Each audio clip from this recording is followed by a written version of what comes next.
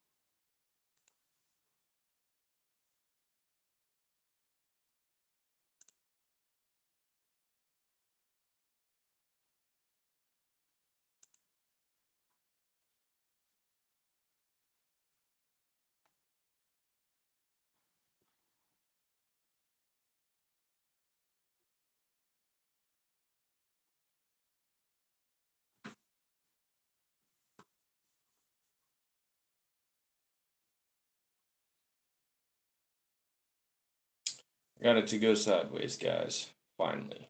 I'm dumb.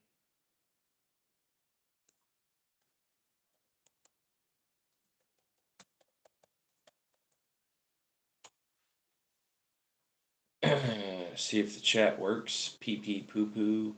Poo poo pee pee. Those are code words, by the way.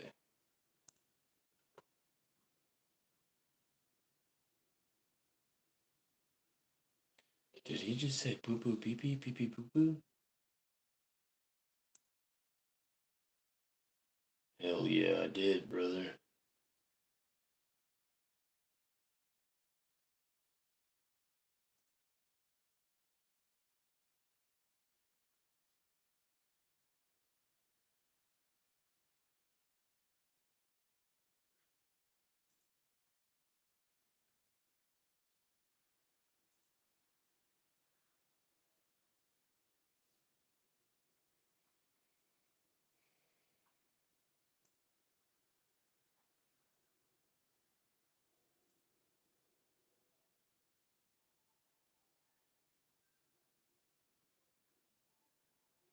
I got that. I got that. I got that. Boom, boom, boom, bing, bong, boom. Probably get kicked for putting greasy butt cheeks in the title. Last live stream I had going, I completely forgot that live streams don't like you to show firearms. Somebody jumped in and was like, "What kind of pistol are you running these days?" And I was like, "Oh, it's right here. It has this, this, and this on it." And then YouTube said 9999999.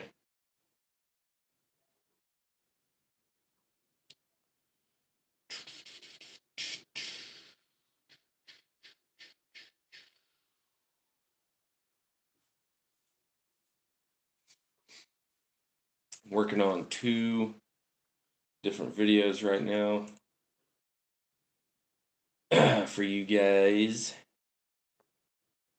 Got me a new laptop that runs like a Scalded 8, so I can actually edit stuff decently now. So no promises on J.J. Abrams quality stuff, but you know, you gotta start somewhere.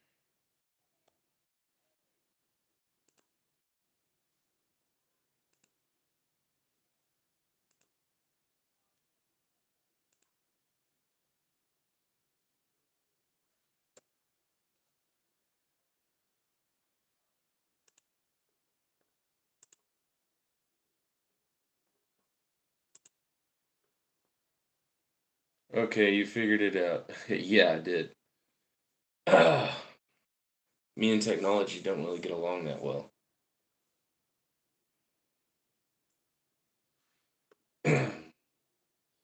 My phone is how I do the live streams, and the new thing now is it wants you to go live stream vertically. I guess for YouTube Shorts, because that format is what is it, 916, where it's vertical. I imagine they're trying to do that to keep up with TikTok, but for everybody else that watches the stuff on their phones and flips it over landscape mode or watches it on TV or computers, it needs to all be landscape mode. I don't know. I could be wrong. YouTube changes crap all the time. Yeah. And they never tell you exactly like the rules and community guidelines. They don't set the field goal posts clearly to where you can see what's right and what's wrong and how to stay within it and stuff like that. You kind of have to guess. I will say YouTube is nowhere near as bad as TikTok. I have a channel over there, and I try and use TikTok to pull people over to the YouTube channel just to catch more followers and stuff. But TikTok is freaking ridiculous. Like, I think probably a good 30% of my videos have been muted now because of the music stuff. And I've gotten 2 community strikes already and constantly getting videos taken down, and I have to appeal and all that crap. One of the first videos I ever posted on there, it had Craig from way back in the day. Our signature outro was him in the mirror wearing the Borat mankini saying, "I love USA," and it got flagged for nudity. And I'm like, really, TikTok nudity? Kind of selective there. I mean, I get it. People don't want to see a man's hairy butt cheeks, but it was funny. They'll look at naked women all day long on there and not report them or say anything, but you show a dude wearing a Borat mankini with hairy butt cheeks in the mirror, and I guess nobody wants to see that.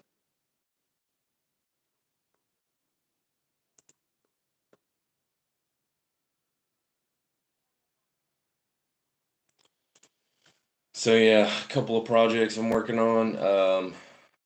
Working on a new trailer for the channel from just some B-roll clip. I've been working with a guy named Dylan from another channel called Citizen Armory.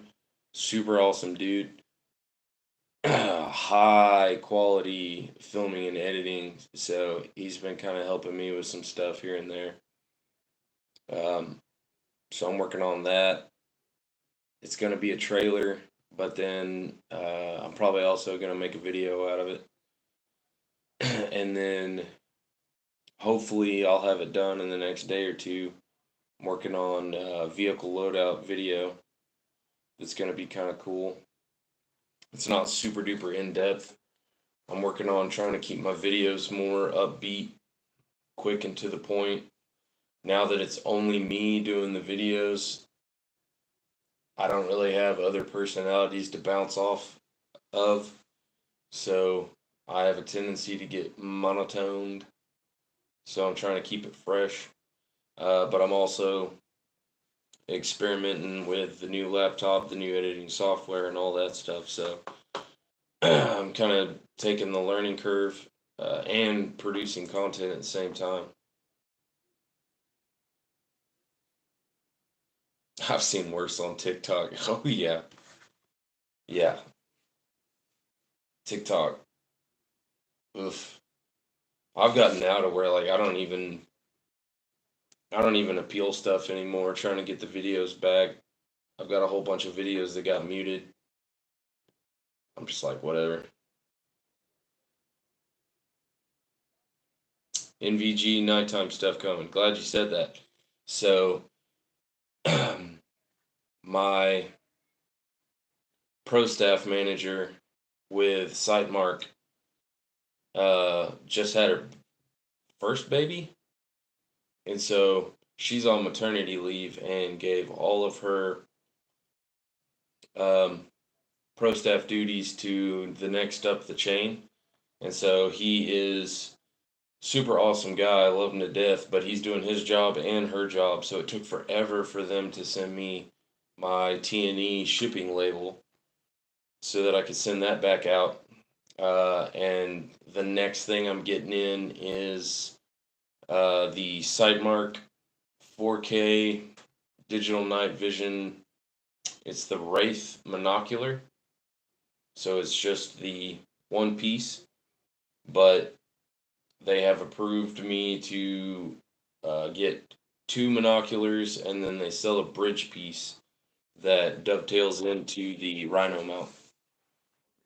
So hopefully I'll be getting that here pretty soon. I'm hoping at least by next week. And that one I'll be able to put out some seriously awesome content with that, because not only is my equipment in editing and stuff been ramped up because I got a new computer and all that, but the night vision device itself can film, which is pretty awesome.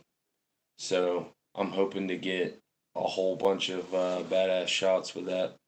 Do they have thermals? Yes. That's actually pretty much their bread and butter is thermals. The retreat that I just went out on, that's like, I didn't get made fun of per se, but I was the only guy there running daytime optics on my setup, which, to be fair, out of all the guys on their pro staff team, they're all pretty much predator hunters, hog hunters, a couple of competition shooters. I'm the only guy that comes from law enforcement military that specializes in training people to fight people. So, bridged NVG thermals is the new hotness right now. Are you talking about yeah, the night vision thermal hybrids running 1 and 1 and your eyes superimpose it?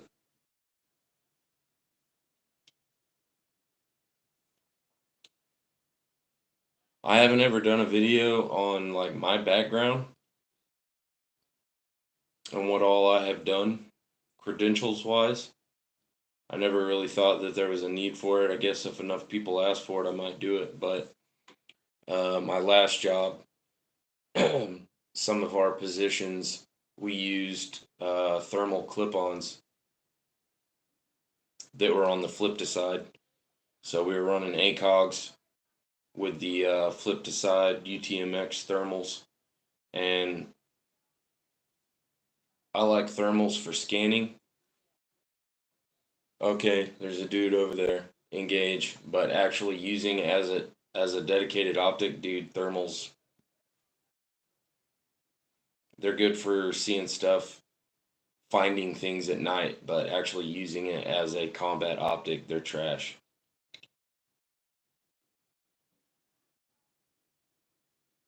PVS 14 thermals on a Raven Bridge. Yeah, I've seen a couple similar to that. I think Dirty Civilian just did a video on something like that. They smear. Yeah, dude. So, Sightmark is like one of the top tier. Sightmark and Pulsar, same thing. Civilian market, they're like top tier thermal stuff, and their stuff still lags. That's another reason why I don't like digital stuff all that much. Technology hasn't caught up to the processor yet to where it can keep up with a crap ton of movement. I ran into that a couple of times while I was at that retreat. They didn't smear, but the refresh rate, sometimes it'll have to stop and kind of buffer. I didn't really like that.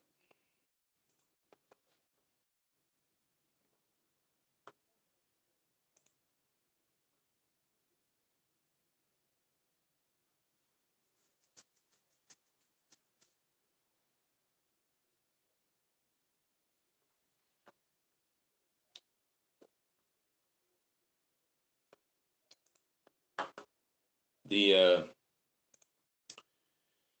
yeah, so Sightmark is owned by a company called Cellmark.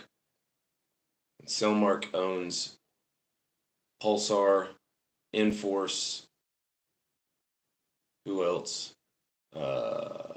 Firefield, and a couple of other companies. But Pulsar and Sightmark both have thermals. I think you can get. I used the monocular as a scanning device on the retreat. I liked that one the best.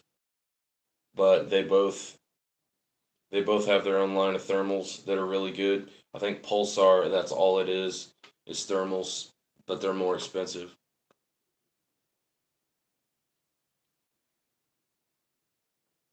You like the channel so far? Yeah, man. Appreciate it. We're just out there having fun. Channel started off kind of like a dare, I guess you could say. We'd always filmed doing hood rat stuff out at the range, and then somebody finally was like, "Do y'all ever put that on YouTube?" But I've always had a passion for just sharing knowledge, whether it's me teaching someone else teaching me. Like, I like learning, and in this day and age, there's too many guys up on their high horse thinking they know it all, and they miss a whole lot of stuff that could be shared with the common man. And so that's what we aim for here at this channel is stuff that the everyday man can afford and knowledge that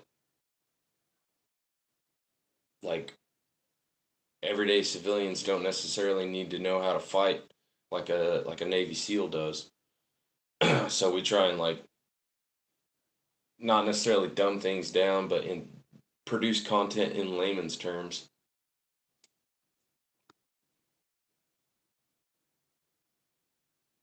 Oh, they're using Pulsar in Ukraine. Oh, that's hilarious. Um, yeah, Sightmark's international. They have an international team. Their UK team.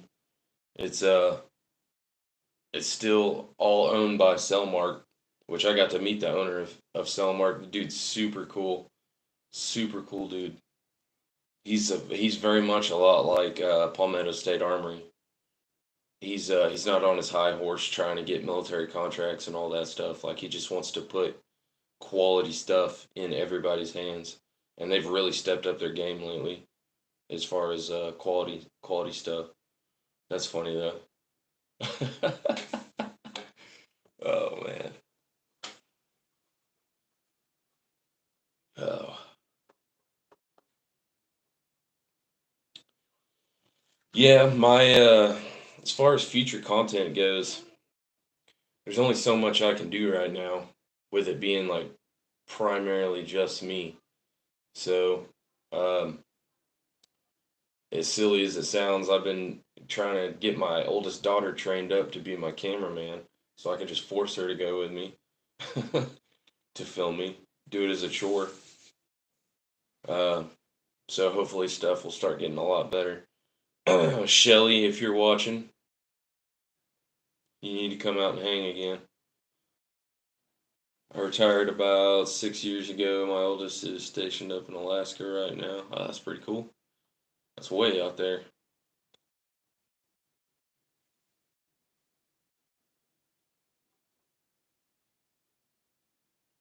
I'd love to go to Alaska.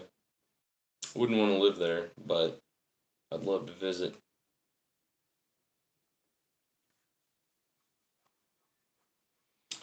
There's not a whole lot of places that I really care to go to these days. I love Texas. I love the freedoms that Texas have, and I love the safety it has. There's a lot you can do. CBRN is always an idea. What is CBRN? It makes me think of what is it? CB is it TBN? That Christian church show?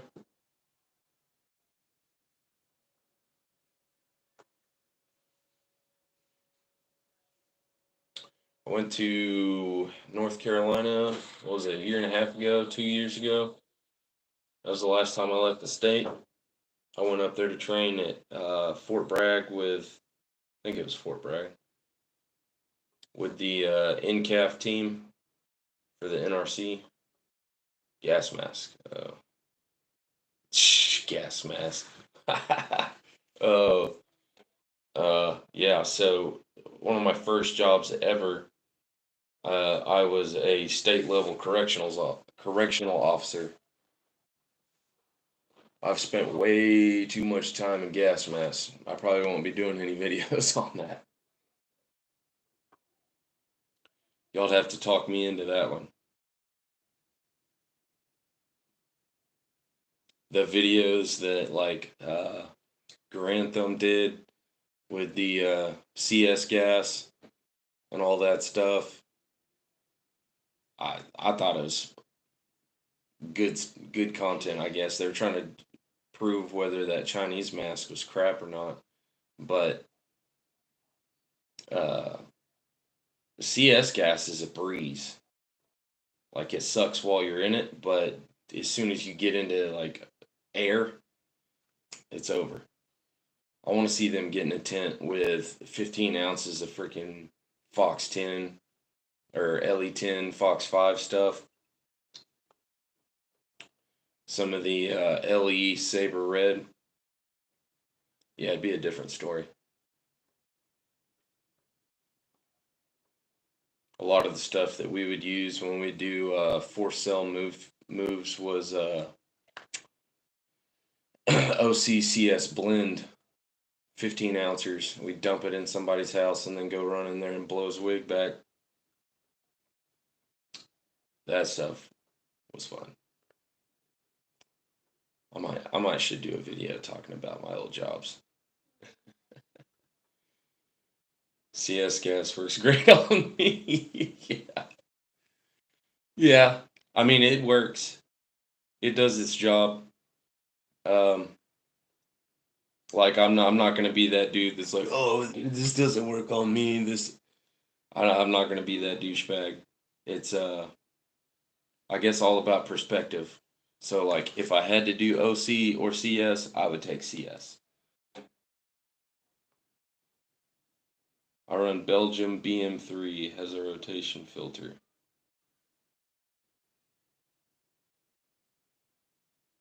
Poor K. Are you talking about like for your live streams and stuff, or what are you talking about? What's a Belgium BM3? Might have to Google that.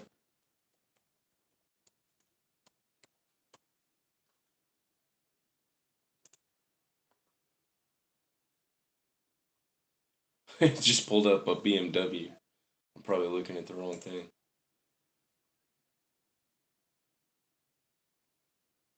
Gas mask. Yeah, there's a lot of good ones out there. Um,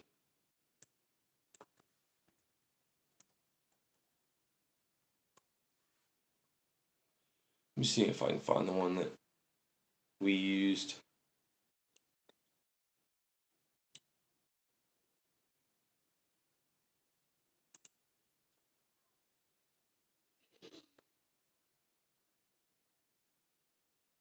PD100. I don't even remember the model number.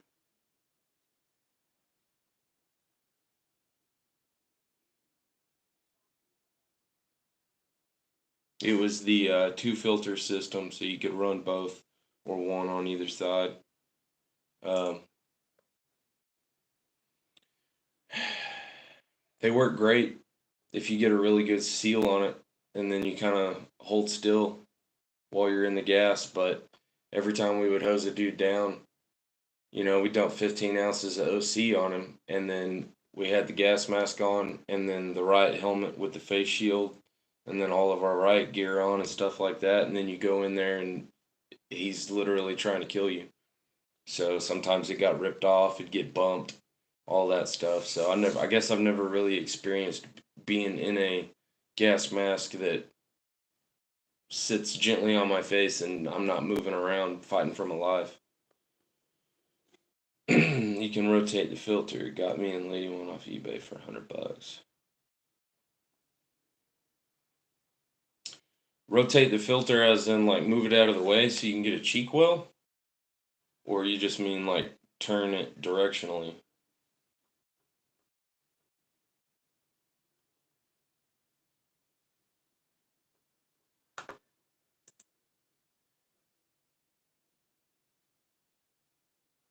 I have like a warped sense of safety when it comes to the gas mask. Like I know it's a good buy. I probably should get one. But I've spent so much time in the gas, I don't even care anymore.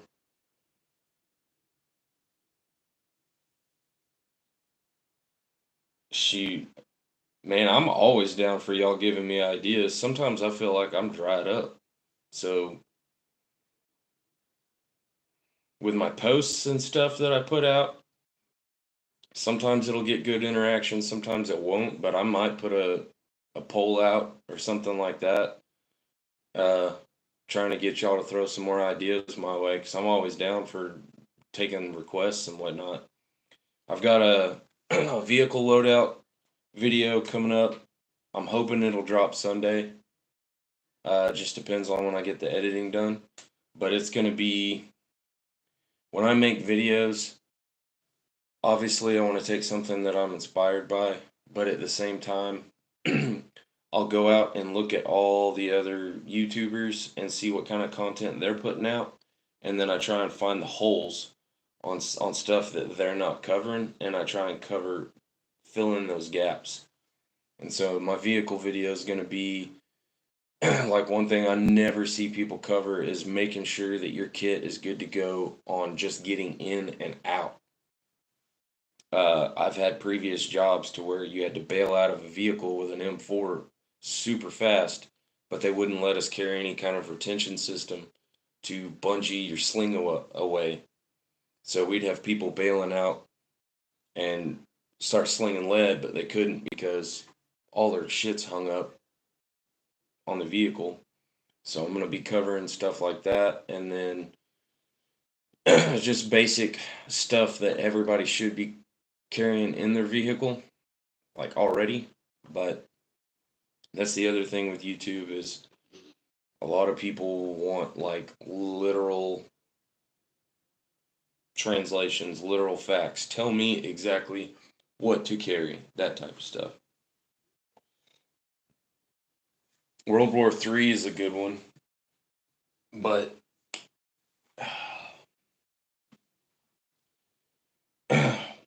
sometimes I feel like I'm just rehashing the same old kit, though. Um, but that's the thing that I'm learning with YouTube is, a video that I did this time last year, I didn't have as many subscribers, as many viewers. I didn't reach as many people, so sometimes redoing the same content can help others figure out what they need to do, or say it in a different way. I don't know. Rehash isn't necessarily a bad thing, I guess.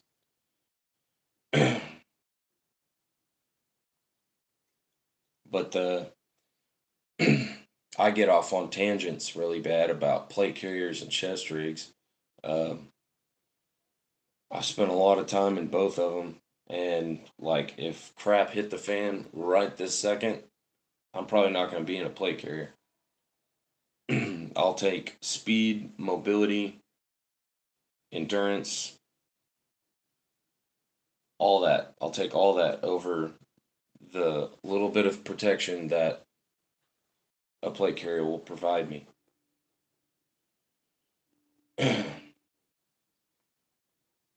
Now, if I'm like in a 5, 6 man stack fixing to go in on a like no knock on somebody's house, yeah, I'll be in a plate carrier then, but that's probably the only scenario I'd have it on. Reviewing Ukrainian war footage. Fight light, yep, 100%. 100%. And I'm never going to knock anybody for what they choose to carry, ever. I try and stay humble about all that stuff. There's pros and cons to everything. But me personally, I just prefer to fight light.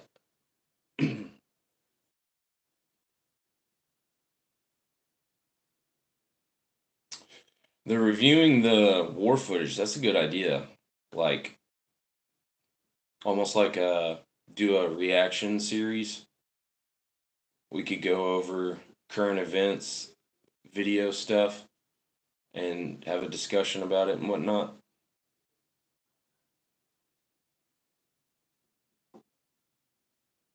Yeah, you're 100% right. They go full battle rattle, but they're also freaking using World War One tactics, fighting in the trenches. That's the thing, though, is like the way I build my kid out is 150% to avoid fighting. Because if crap hits the fan stateside, I mean, you got to roll with the punches. So if something happens and some sort of mechanized unit develops and you join it and you're rolling around with a bunch of dudes, then yeah, I would opt for a plate carrier if we were driving around looking for a fight. But if it's me and my family and, we're just trying to bounce out of town until the heat clears over, then I probably won't have it. Pigeons, but it works. Anti-drone shotgun is making a comeback. Yeah. There ain't gonna be no drones in Texas, that's for sure. We got too many dove and duck hunters down here. I'm not sure where y'all are from, by the way.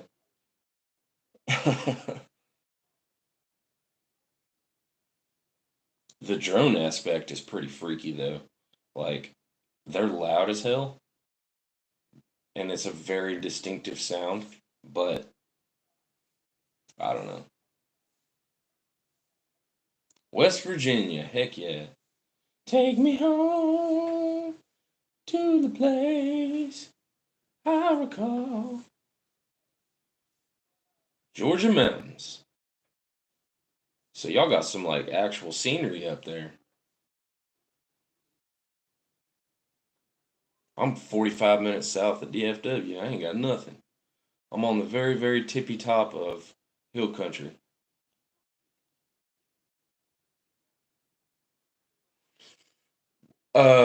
What do y'all think about Bigfoot? Honest opinions and no making fun of people.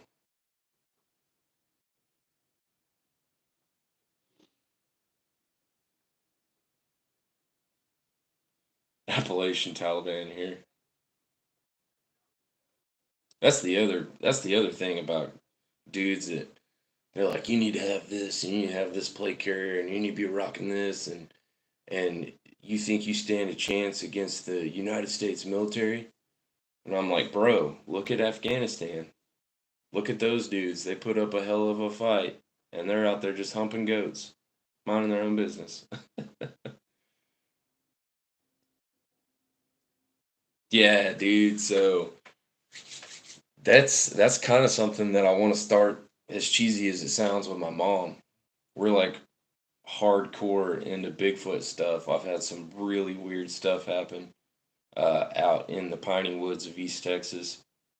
I've been hunting many, many, many years. I've heard every sound imaginable come from every creature out there, but yet I've heard some stuff that I'm like, every time I watch a Bigfoot show, I'm like, yep, that's what I heard. I even have Hang on.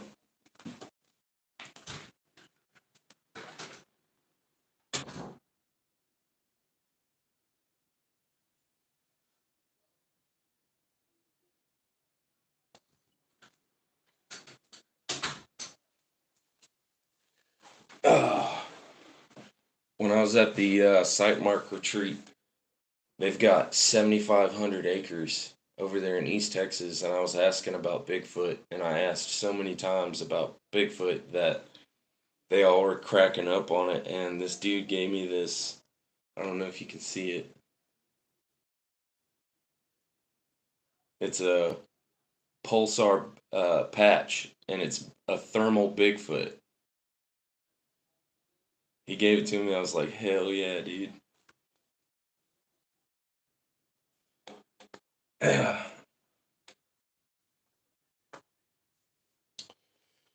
You can run PC in the mountains, but you have to sacrifice on everything else. Short ops. Yeah, you're 100% right with that.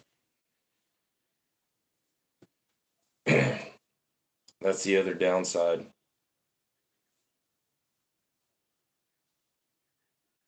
I know that they've got like super lightweight plates out here now that makes it suck less. But I think my ideal plate carrier setup would probably be like some ceramic swimmer's cut plates, like the smallest plate that you could possibly get. I'd run a plate carrier then. But aside from that, I'm a chesty boy, chest rig boy. I just prefer running chest rig, backpack, and then if I'm feeling sassy, I'll run the gun belt.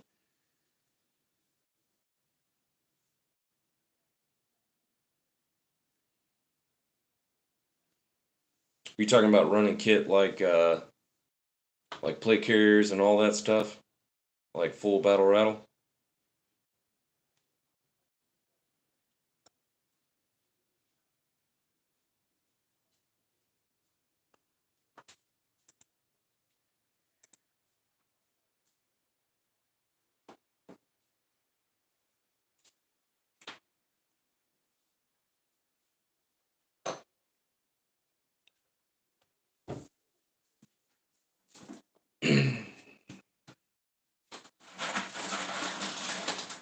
Yeah, that's the way to go right there.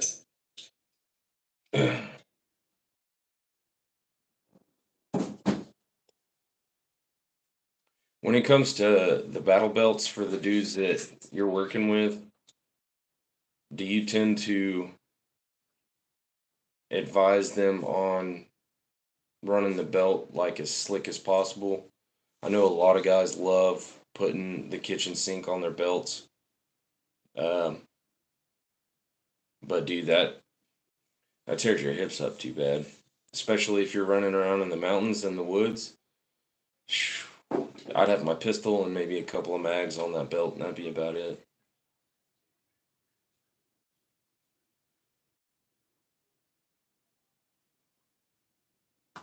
I wish I had me a dirt bike. That'd be cool. I got me a 2-man kayak. I can go water ops.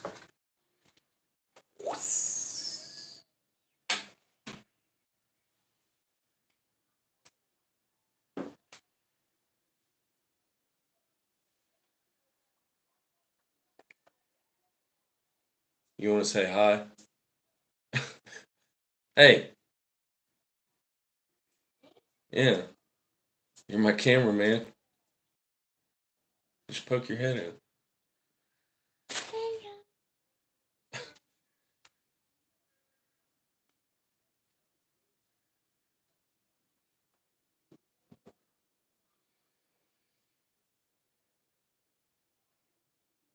2 AR and 2 pistol on your belt? Yeah.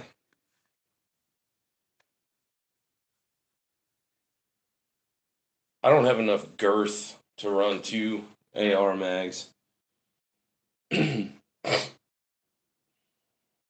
24, yeah. Mine will be there soon. She acts 24. How old are you again? 8?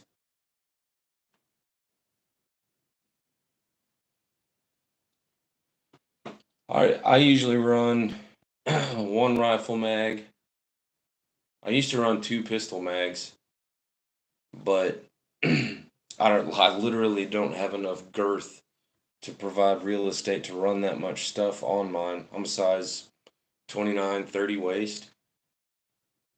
So I usually run one pistol on there, and then if I need more pistol mags, I'll throw them on chest rig or just throw them in pockets and stuff. Yeah. I would tell my wife to film other than she'd probably be too bossy. You got them birthing hips. Oh gosh. Yeah.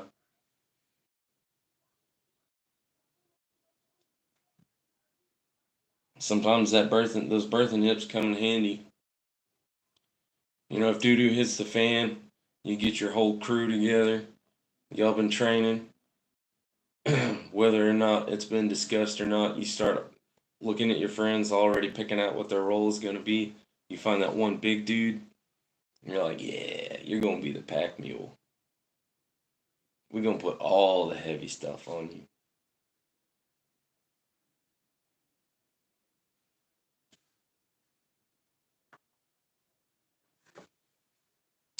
What other ideas y'all got on content and stuff? I've been trying to brainstorm some stuff that,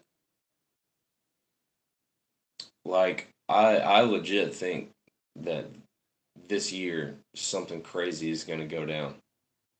I'm not a gambling man, but if I were, I would put money on all the uh, immigrants that have been pumping in through the southern border. A lot of them are Syria and those type, and I would not put it past old Joe Biden. He just has to send that text message that says "go time." Some sort of terroristic attack happens right before the election, and then the government declares a national state of emergency, which means they don't have to relinquish the White House. They can take control of it for as long as we're in war. So I think something's going to pop off this year.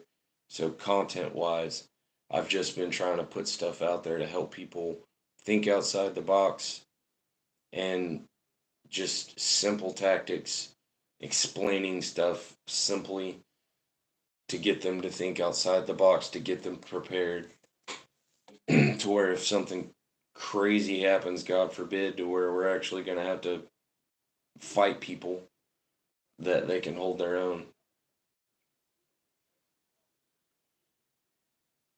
Everyone carries their own shit. Do they though? As soon as you get a good looking female in your unit, then everybody's going to carry her stuff for her. All my muscle mass is waist down. Yeah, a lot of people don't know this about me, but I'm half black from the waist down. This year or early next, yeah, and that's the thing. Like, it don't matter who wins the election. I think something's going to happen before the election. The way things are looking, because they don't want scary red haired man to get in. But even if he does get in the office, something will still pop off. Comms. Was that a content suggestion, or you're asking what I run?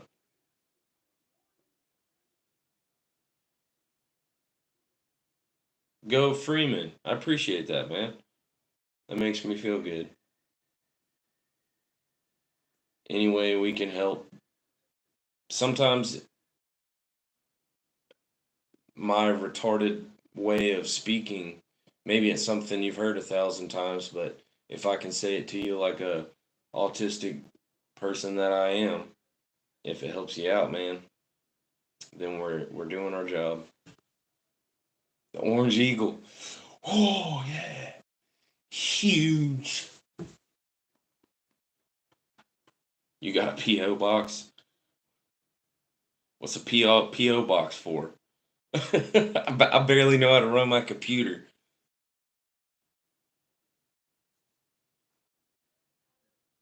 I get stuff from Amazon. Uh, PO boxes for people to send me stuff, right? I've never had anybody try and send me anything, so I guess I've never needed it. And we get mail here straight to the house. So let me backtrack some comms. I don't know if you were suggesting that for content or what I run. I run a what everybody else runs, Bofang UV5R, but it's only for listening. Even if crap hits the fan, I still ain't gonna use it. I've worked with one of my old supervisors was ex HRT, and he's also a what do you call it? Them radio dudes.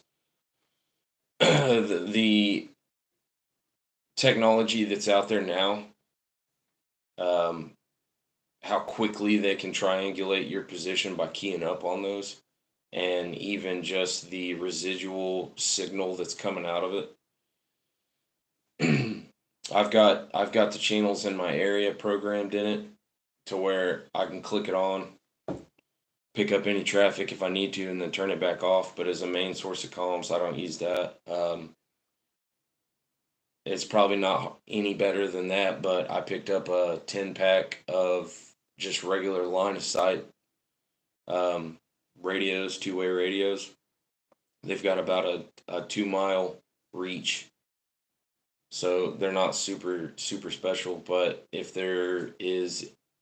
I do link up with people, I've got enough radios that I can issue out to where we'll maintain communication with whatever we're doing. Which those type of signals they can still triangulate, but they're not going to be looking for that as as quickly, if that makes sense. They're going to be looking at shortwave, like the ham radios and stuff, for content. Rent a box for content. I guess I could sign up and get one.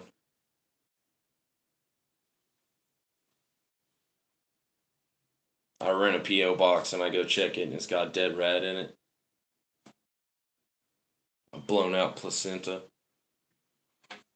Oh, thank you so much.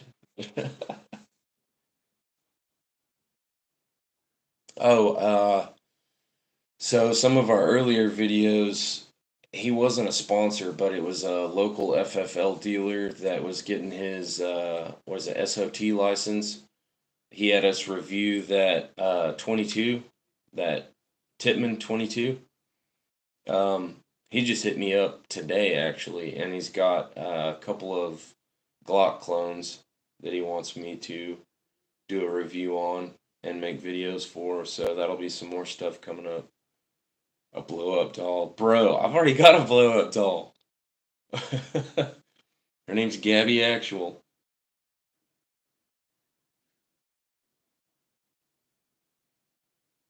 I think my dad's got it though. Her, I'll send him one off of Amazon. Her name is Dorothy, I think. I've got some I bought it was an impulse buy, but a reactive target. Is that a I don't know. I got it off of Amazon. It's jiggly and long. Uh, and I wanted to stick it onto a target, and then me and all my buddies go out there with like 22s and stuff, and shoot at it from distance and just have a camera up close watching it as it gets hit, just flopping around. But I haven't pursued that idea because I don't know how YouTube would handle it, and also some of my family watches this. Daddy, what's that you're shooting? Shut up, I'll tell you later.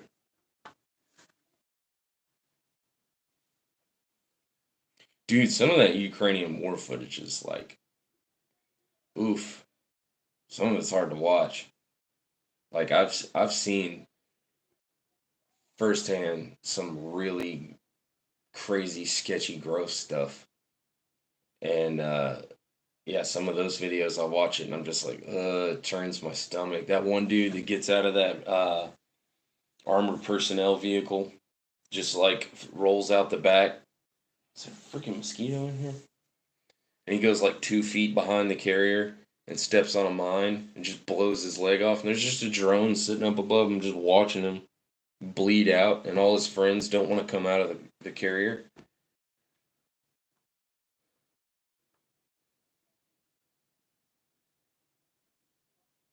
First rifle course, learn 2 things. Bring knee pads and a weapon light. Can you tell me 2 other things an old man would not think about? Knee pads is a good idea. It's not always.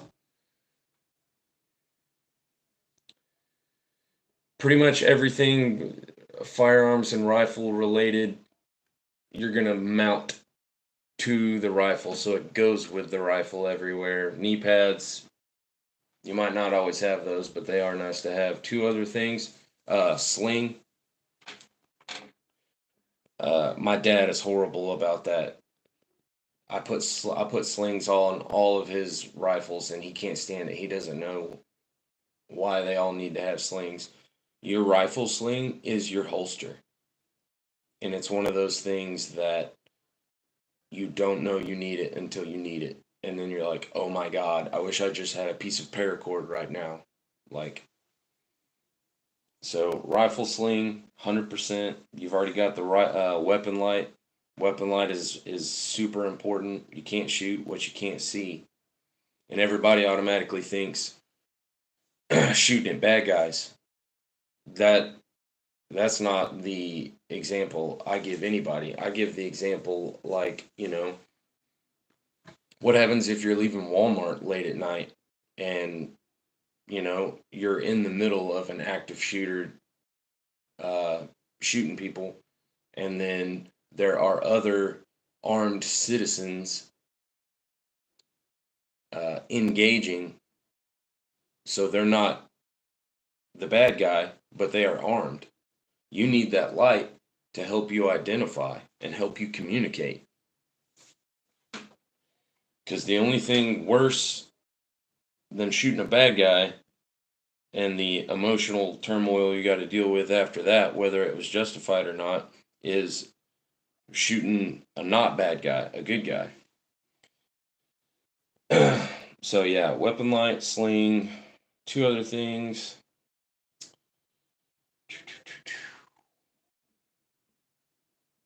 Well, hopefully you have an optic and not iron sights. I mean, you can have iron sights, but it's 2024. Any kind of optic, red dot, scope of any kind. My recommendation is anything illuminated optics wise. Iron sights are still great. You can still do great work with them, but at night or low light, it is extremely advantageous to have a illuminated reticle of some kind. Other than that, lots of mags and ammo.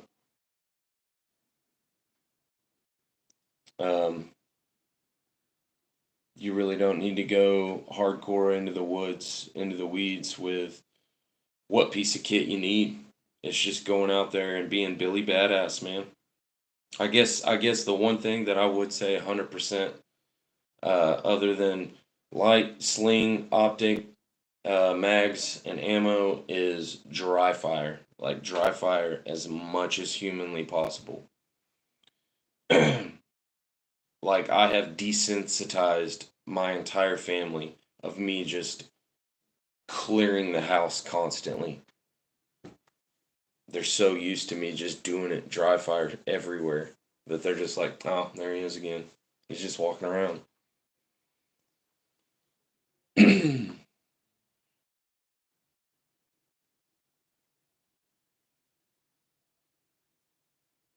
No one is doing that.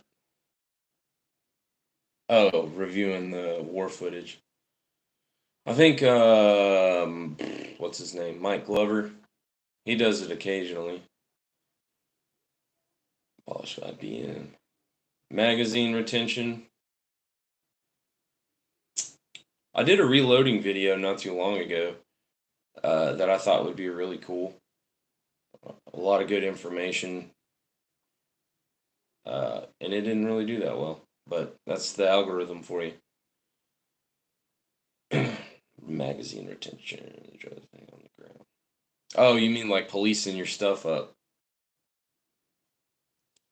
Mr. Freeman, you're welcome very much.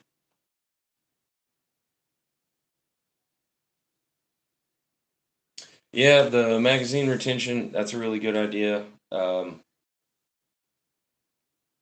Like I said, that reloading video, I tried to break it down into a couple of different types of reloads that I do, and it's to retain the magazine. One of them was just attack reload, but that's that's one of those videos that it's going to be like situation dictates, because I'll be the first one to say, like, if you're in a gunfight, bang, bang, bang, bang, and you're shooting and you run dry, you don't give two craps about where that magazine goes. You just want more gas in the tank. So the retention part would just be like, if you're still alive, when you're done, go around and police up mags or steal mags off the guy you just waxed. But yeah, like dump pouches, stuff like that. That's a good idea. That's why I love running kit with a backpack. And I've said it so many times in different videos, like, just because you carry a backpack or because you have empty pouches on a kit somewhere doesn't necessarily mean you need to put something in it. Leave it empty. I go out with a half empty backpack every time, because you never know what you're going to need to stow in there. You might find something on the way. Stop at the gas station and get some lickies and chewies, throw them in there.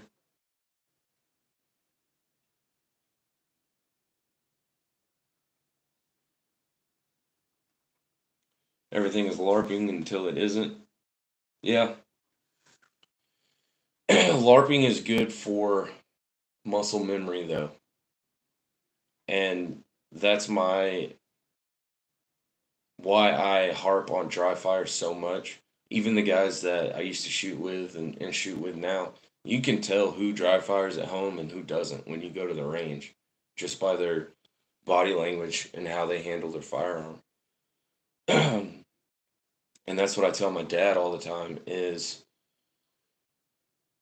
you want to get everything so locked into muscle memory to where it is an intimate relationship with you and that tool, because now you have removed all of the tool part of the equation from the fight, to where now all of your focus can go towards the threat and the situation around you. People that don't dry fire and they don't handle their firearms and they don't train or LARP, if they get into a situation where they need to use their gun, their brain's going to go, oh, is my safety off? Oh, did I chamber around? Oh, what is this? You know, if you have that intimate relationship with your gun, you know what its status is 24/7. So if something happens, you just look, concentrate on the threat, your environment around you, and go to town.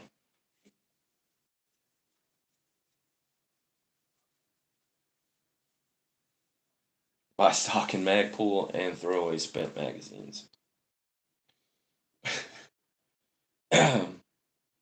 That's why even if I win the lottery, my go-to rifle would never be anything other than the AR, because that's 99% of what law enforcement uses, military, and what probably 90% of Americans own. Between Glock and just AR pattern stuff, if crap hits the fan, battlefield pickups your chances of running into a dead dude with all the same stuff that's compatible with your gear, you'll run into that more so than if you were carrying some super Gucci, uh, like a G36. I don't even know, something that doesn't take AR mags or AR parts. That's the other thing. You got to think about your bolt carrier group, your bolt, your lower parts kit, uh, detent springs, buffers, all that stuff wears out. Freaking gas rings on your bolt. So it's important to have something that's compatible with everybody else's.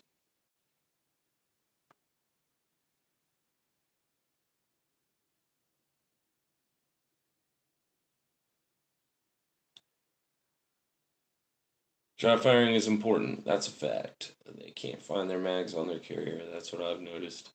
Yeah. some some of the big time YouTubers that, like, I can't stand admin results. I can't stand that dude at all. But they do so many different videos back to back to back, and they're using different kit. Sometimes they're using kit that it's not even theirs. I'm not making excuses for them, but yeah, they don't have, they're not dedicated to that single platform. They're just doing too many different things. Uh, but yeah, dry firing not only with your firearm, but integrating your kit into your dry fire. Like my muscle memory for my AR mag reload, my brain knows where it is and knows how far to reach. Same thing with pistol mags. Like you got to get that muscle memory in with all your kit.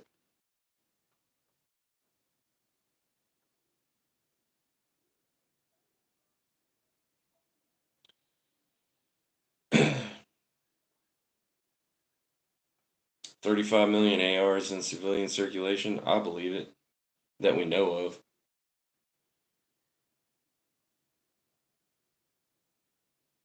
Yeah, the H&K G3. Now you are slinging 308, and in America, that's like the next most prevalent round. 5.56, 223, 9 mil, 308, and probably 45 are going to be the most prevalent. So you wouldn't be able to find a lot of mags or parts if your gun takes a crap, but you'd probably still be able to find lots of 308. You shouldn't have to look for your mag. Exactly. If you're talking about on your kit. I've looked for my mags plenty of times after I did a reload and I flung that thing too far.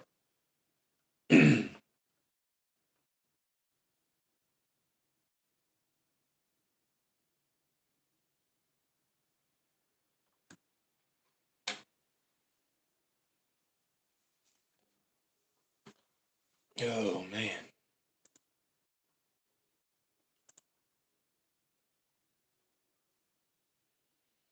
Yeah, the looking for stuff on that topic.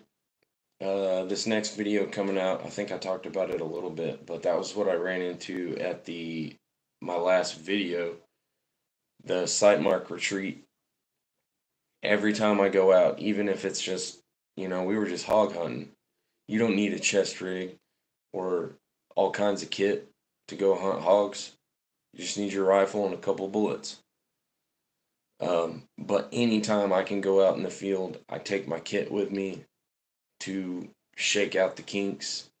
And that was what I ran into the most was I had too many pouches going on. And I had plenty of equipment that I needed with me, but I just had too many pockets basically. And they were all scattered out. And so after that outing, I stripped my on. Everything's just going to go in the backpack.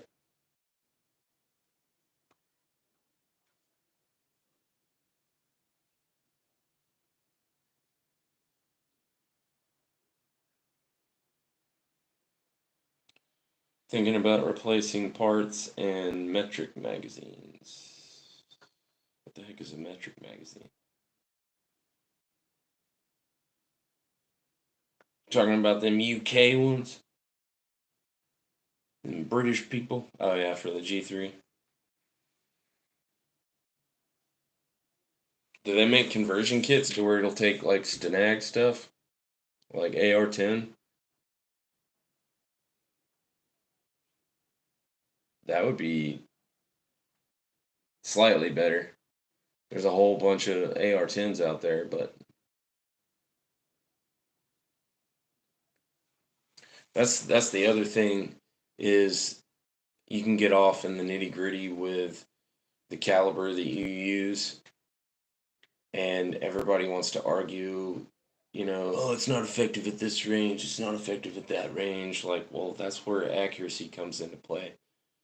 It doesn't matter how far away you are. You get smoked in the face by something, you're probably not going to have a good day. But that's why I love my 18-inch. People want to go super short with their ARs right now because it looks cool in CQB. But, bro, unless you're doing CQB professionally with an agency, there's no need for it.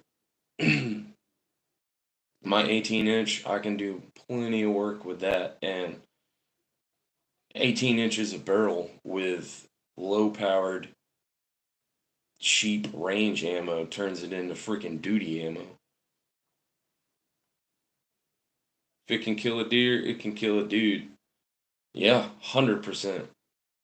Probably easier. Deer still have somewhat of a thick hide. We don't.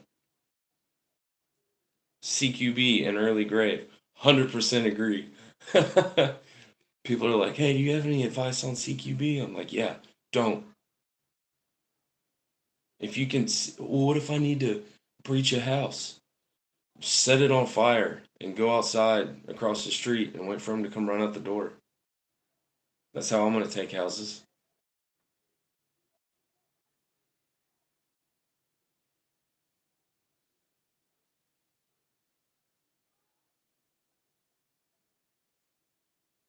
Facts. Yeah, dude.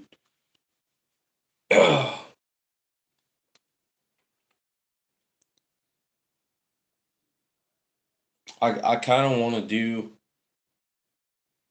another video on some CQB stuff. That's what I did at my last job. I was the team lead for the adversarial unit for a nuclear power plant. So we would go in and we were the fake bad guys and we would test their security systems and their security detail. We'd all be strapped up using Miles gear and stuff. But when we would make entry and breach and actually get inside the facility, um, to where it wasn't just, hide and go seek, uh, shooting at people running across, when it was actually CQB. So those individuals were like, oh man, it's me versus another dude one on one in this facility. People absolutely shit bricks with CQB. They get mind boggled. They freeze.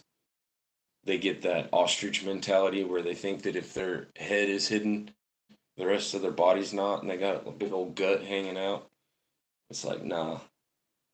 So I kind of want to do another CQB video for individuals that haven't gone into it like high stress, actually engaging other people, and do some tips and tricks. One of the biggest things I always saw was, say you're pieing a corner into a hallway. A lot of times, and I'm talking about 90% of the time, people, they're going to pie it and then do that final peek, and they peek that corner and they see that the hallway's clear, and then they just come back and give it up. And now that hallway's not clear anymore. So when you make that final peek, when you make that final commitment to clear that sector of fire, keep it, hold it, don't let go of it. Your gun is now the owner of that property. Inches, angles, and seconds. That's how you win in CQB.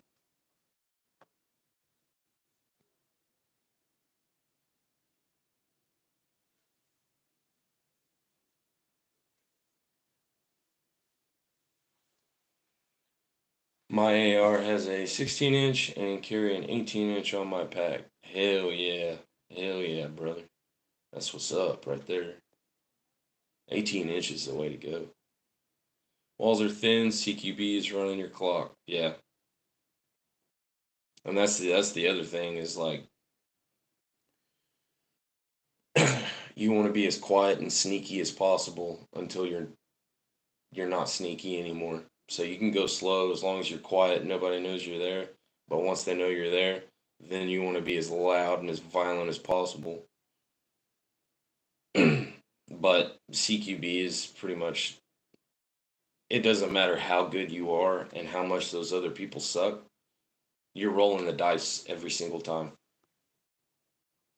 You could be the best CQB. You could be DJ Shipley, and some stoner dude could be hiding in his room, and you could have just stepped one step too far to the left, and then you get dome rocked.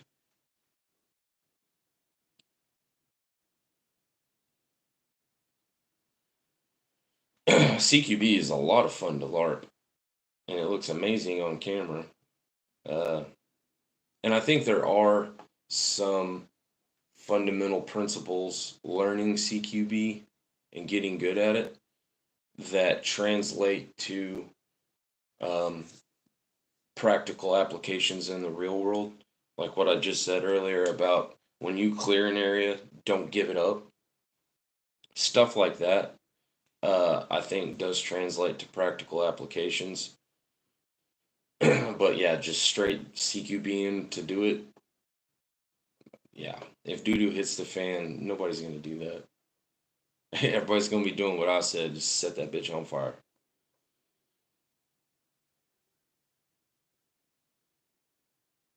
Oh, 300 Win Mag. Yep, yep.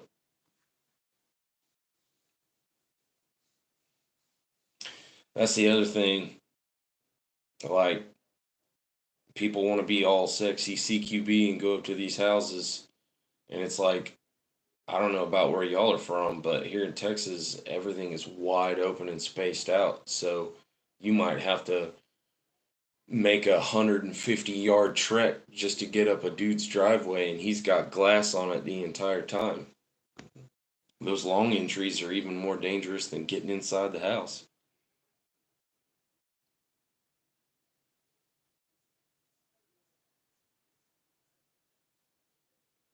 Now, let me ask y'all a question. Like, I've been kind of asking people that live around me and people that I work with, but like, say doo doo hits the fan, whatever, we'll make up a scenario. Something crazy happens right before the election, national state of emergency, and then they institute martial law. Is y'all's initial plan, y'all don't have to go into extreme detail, but is y'all's initial plan to hunker down and let the crazy stuff pass, like that first week of crazy people running out and looting and doing dumb stuff? Or are y'all just straight bugging out, going to a designated area, property, family members, etc.? I'm just curious, and you don't have to share if you don't want to.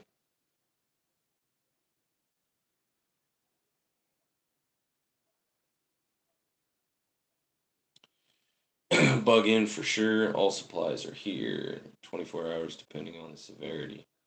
Now, is that your entire plan to stay there? Like the all your eggs are in that basket?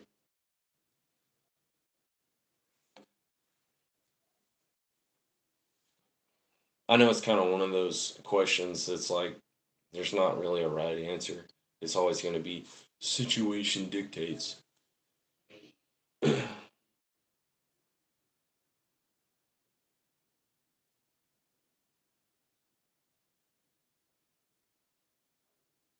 but again, is a death trap. It's going to be one of those situation dictate type things. So it's pretty much like everybody's right. Um, but yeah, it's regardless of what happens, unless there's something catastrophic that forces me to leave my area, my plan is to hunker down uh, at least for, I would say, probably at least a week minimum. Uh, I don't know how it was in y'all's area, but when COVID like first got serious in this area, I'm talking about probably 2 days after everybody realized it was here. Grocery stores completely dried up with everything. Apparently, everyone had massive amounts of diarrhea constantly, and all the toilet paper was gone. But it was still safe enough to go out and do the things. And so you kind of saw the progression of the stores drying up and all the provisions that were being taken first. So I always just figured that if something crazy happens that first week, week and a half, that's when all your numb nuts are going to go out and do all their dumb stuff. And then after that, you can kind of come out of your hole and see what's up.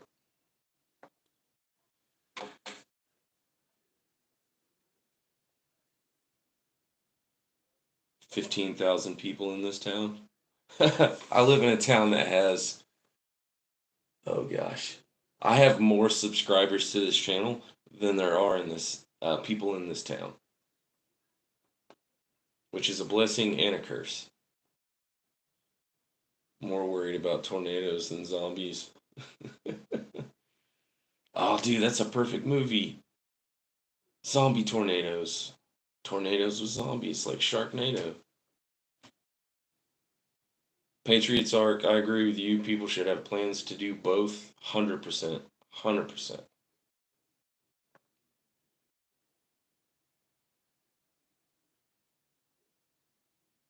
Yeah, West Virginia was very similar to this area. People freaked out and went and bought a bunch of stuff. But as far as stuff shutting down, I always tell people you can't get COVID if you don't get tested. So,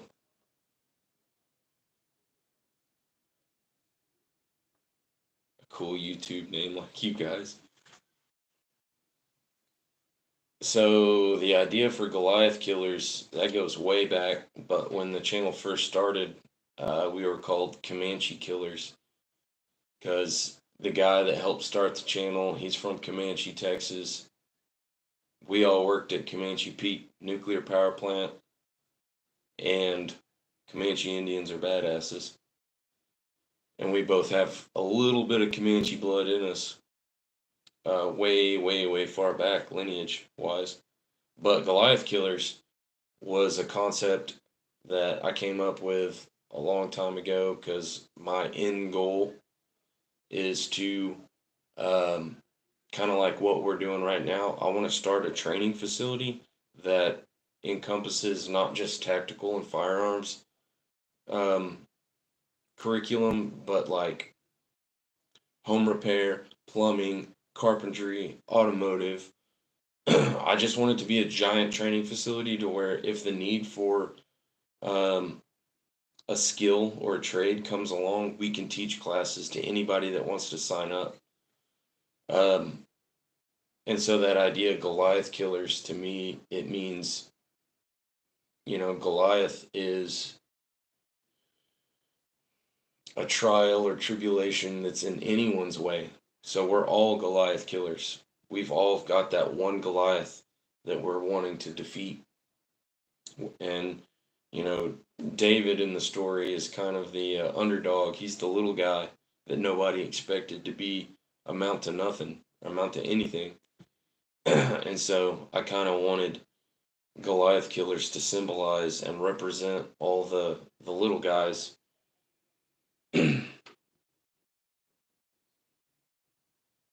Zom-nado. Oh gosh, that sounds like something you get at Taco Bell.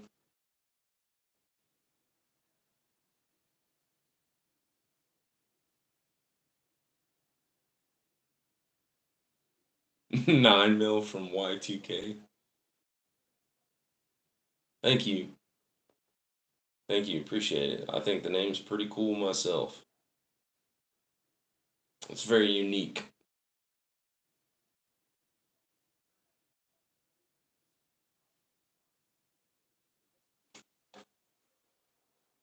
Oh, my goals this year are to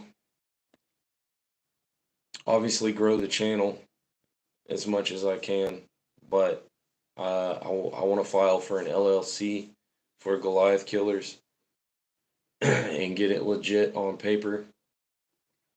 And I probably won't be able to do it this year. Just depends on how much the channel grows and all the support and stuff. But I want to use the channel to pay for the training facility, which uh, it's going to require a couple of acres of land, um, and then I'm going to get foundation laid, and then I want to do like a giant warehouse type setup, one of those metal buildings, to where I can set up classrooms.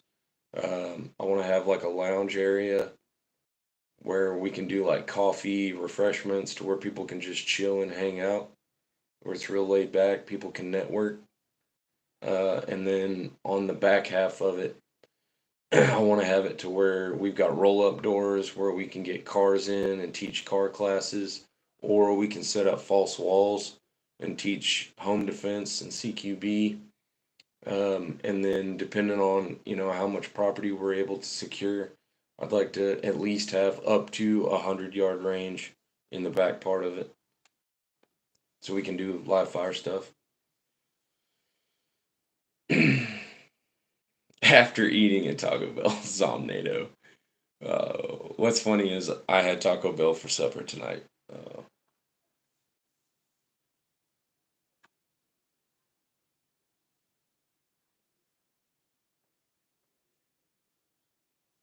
Keeping up with your content for a while.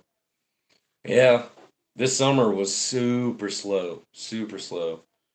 I ended up quitting the plant, and I went down to South Texas to work pipeline with a buddy, and it was 7 days on, no days off.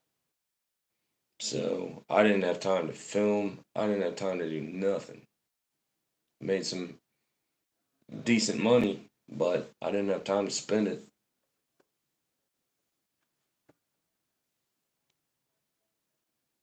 Appreciate you having our back though. The main thing is just like the algorithm sometimes doesn't cooperate. I use a program called vidIQ. It's kind of like a cheat code. So it gives you search engine optimization on keywords, stuff like that. So I would like to make a bazillion more videos, but it's like the video has to already be a popular topic in order for it to go anywhere, just because uh, my subscriber count is so low. If I had a video go viral, you know, and the subscriber count jumped up a couple of thousand more, then I can start making videos about literally anything. But right now, since I'm still trying to get the name out there, like that's why a lot of the videos are tailored for SHTF. Those videos always do good. Um, Recce stuff always does good. Um, there's a couple of other topics that do decent. Loadout videos, those always do well.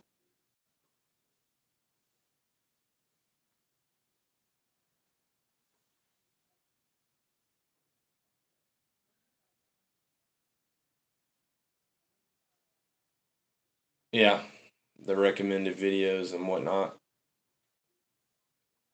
it has a lot to do with your metadata as well.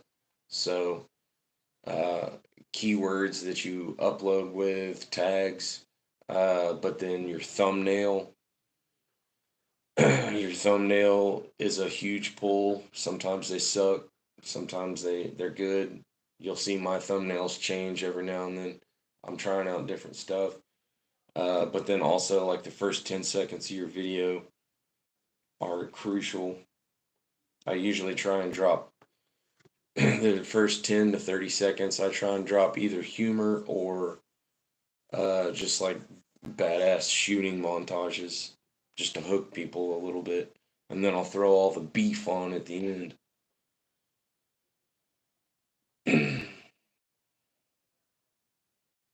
Yeah, there's not a whole lot of, not as many people as you think interested in this type of stuff. Yeah.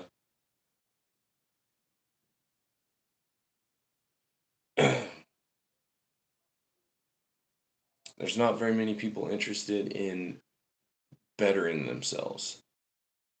That's the more realistic statement. Nobody cares about being better.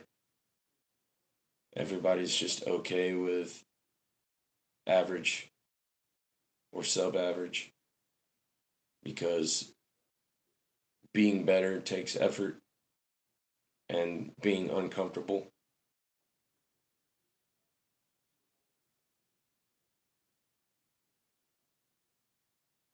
Exotic and exciting places like West Virginia. I've never been, so I can't say nothing. I know John Denver sure did like it.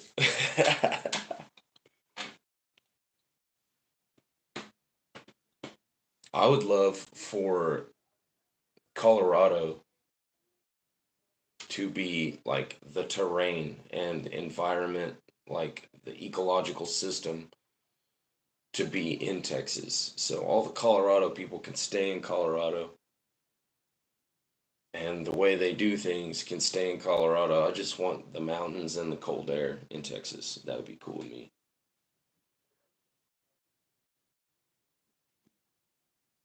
2,000 an acre? That's not bad at all. Is it unprocessed? You can, I think the cheapest I've seen it unprocessed in this area is like 2,500, 3 grand per acre. Completely unprocessed. Once you start getting into processed stuff, though, it gets ridiculous.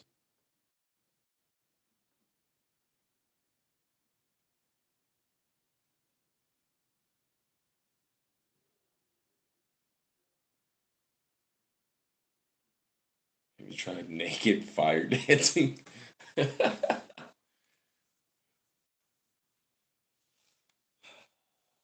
Is that like supposed to be like a seance to get the algorithm to work better? Well, those dudes trying to get above the algorithm and getting suppressed or shadow banned or all that stuff. That's the other thing is like, aside from getting lucky and having a video go viral,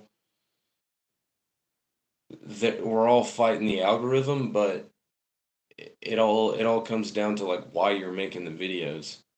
If you're making the videos strictly just to try and get rich and famous and all that, then good luck. Um, so I'm ultimately okay with it never getting big enough to make any monetary gain off of it. Like if it's just always gonna be me making videos on gun stuff, I'm okay with that because that's why I wanted to do it in the first place. Was it's a creative outlet for me, um, but just like y'all said before, like I've learned a couple of things from some of your previous videos. Like I'm helping other people, as ridiculous as that sounds. So to me, it's already worth it. So even if this just stays hobby level, I'm okay with that. Now, if something can pop off to where I can actually start making money off of it, to where I can pay for like ammo and different equipment to test out, then yeah, that'd be freaking dope. Which we're slowly getting there. You know, I got picked up by Sightmark, so I get I get to try out all their stuff for free. Um,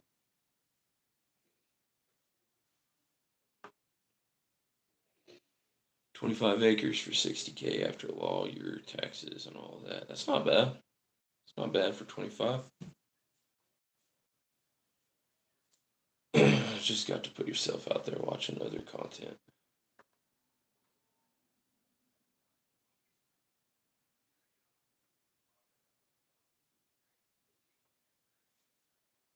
You got to be a Fed to take off.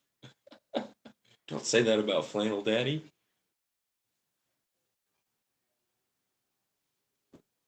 Tornadoes.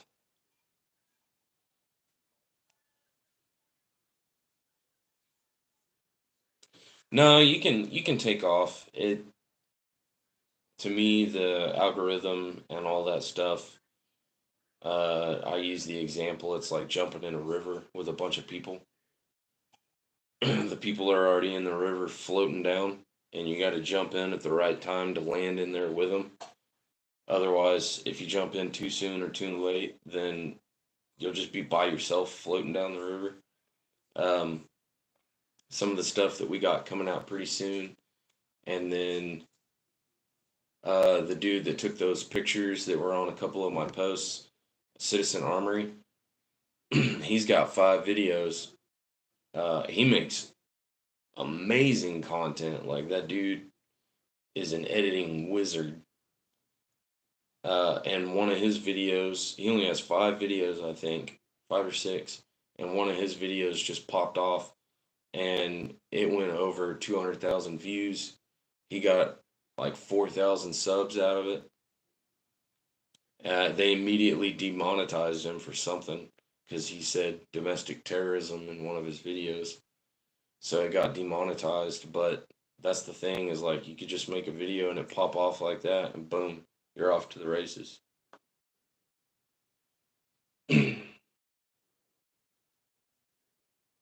You think Flannel Daddy's a Fed? Yeah, yeah. Making good videos can be time consuming and costly. Um, it to me, it just depends on how inspired I am. Like sometimes I know that I got to feed the algorithm, so I'm not really feeling it, and I'll pump something out that I'm not super passionate or motivated about, or maybe I'm just having a bad week. But I know that I got to get something out there to feed the algorithm. Like those videos, they're not my best, but I'm also my toughest critic, you know? And so sometimes the ones that I think are the dumbest, people love the most. So, um, they are time consuming for sure.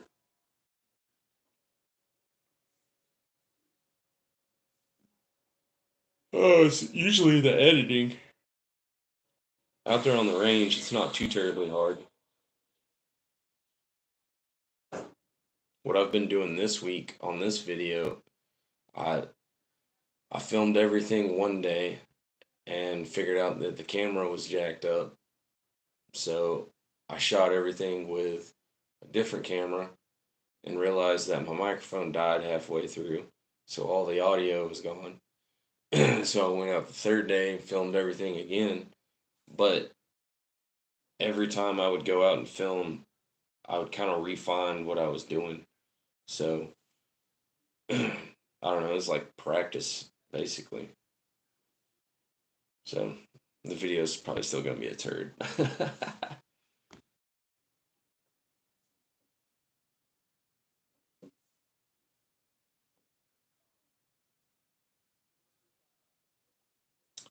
I freaking love Flannel Daddy. Like the fact that he doesn't really go to like the gun award shows, and he doesn't do a whole lot of collaborations with other channels that are just trendy. they're not really in it for the long haul, for the educational part. To me, it tells a lot about his character. Like, I think he's a pretty cool dude. I think that's my educated guess. He might be a douche. I don't know. But yeah, like, I can't stand, even though it's one of his homies, I can't stand administrative results. Because he tries to be like Flannel Daddy too much. Demolition Ranch, I can't stand him. And T-Rex Arms, Lucas Botkin, trash, garbage. I've never seen a more self-righteous, uppity, supposed 2A supporter in my entire life. I'll be the first one to tell you that use what you got. And if you come out there rocking a high point because that's all you can afford, let's do work with it. Let's go. You put the time and effort and training into it, you can run that high point just as much as somebody running a freaking 2011. I don't care who you are. But if you start crapping on people based off of what they buy and what they can afford, I'm done with you.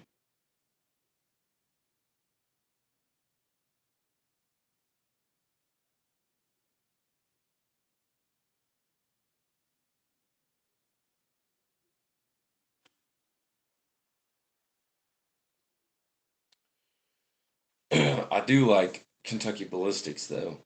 Uh, his videos are cheesy and they're aimed at kids, but I watch him with my kids all the time just because he blows stuff up.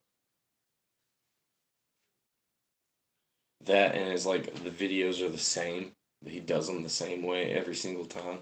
So I guess that like predictability and that control factor, it's like a safe place. That's why I like his videos.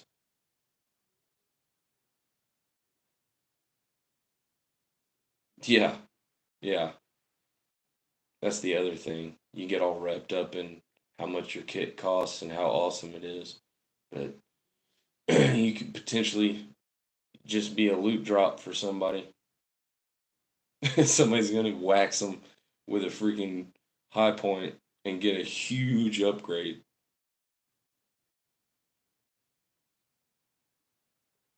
That's the thing, man. Whatever you got, just train with it. Be proficient as best you can. Get as good as you can with it, and then if you finally do upgrade and you can afford better stuff, then you're just only gonna be even better. I've known too many people that they didn't know, they didn't have a clue on any part of the training aspect game.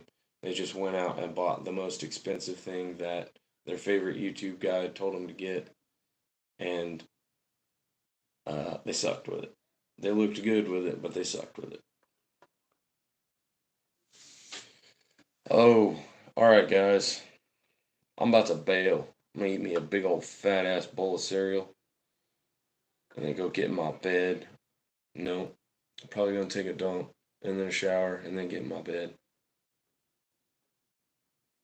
I don't know what time y'all got. It's 10:22 here, and I worked all day today. I'm tired. Y'all take care. Appreciate y'all stopping by, guys. Y'all are the reason I'm doing this. Y'all have a good one, and be sure to check out the stuff coming up soon. Never sleeping, always creeping.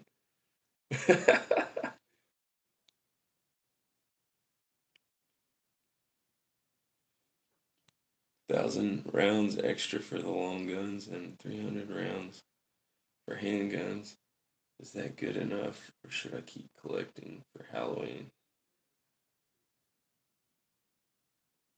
All right, Mr. Freeman, I'll give you one piece of advice on how much ammo to get. I think that a practical amount of ammunition is we'll say 2 ammo cans of stockpile. So I think each ammo can, I don't know, hold like 1,000 rounds, something like that. But it's easily transportable.